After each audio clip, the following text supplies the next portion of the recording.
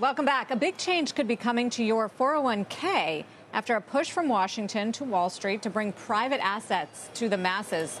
Our Leslie Picker has the story for us. Morning, Leslie.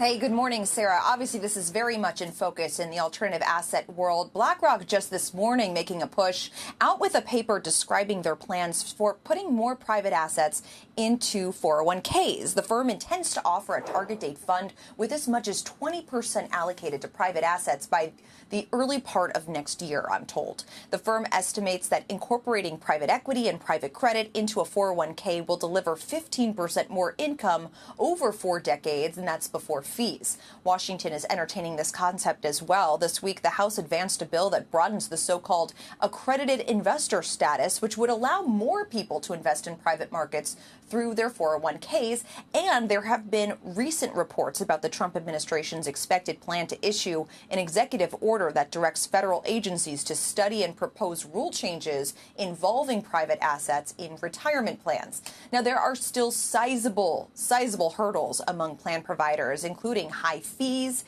illiquidity, opacity, and litigation risk. BlackRock says in its paper that it's possible to offer exposure to private assets with a competitive fee structure that meets clients' needs on liquidity and transparency, and that a lot of the structuring would require products that are essentially built specifically for 401ks to address these concerns. On the policy front, BlackRock says the biggest hurdle is that the litigation landscape, as more than half of the defined contribution plans with more than $1 billion in assets have been sued for excess fees, guys. Isn't this part of the bull case on a few names? I mean, BlackRock itself, I remember it just did the deal to buy HPS, the private credit manager, $14 billion. But Apollo and KKR, I mean, this would open up a whole new world of business for them.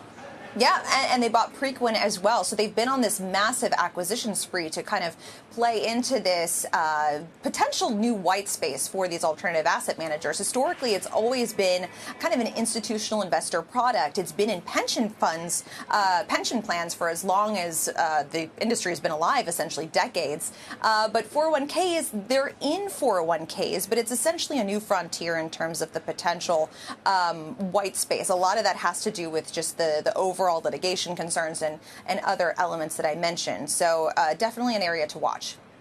Okay, Leslie, thank you. Leslie Picker.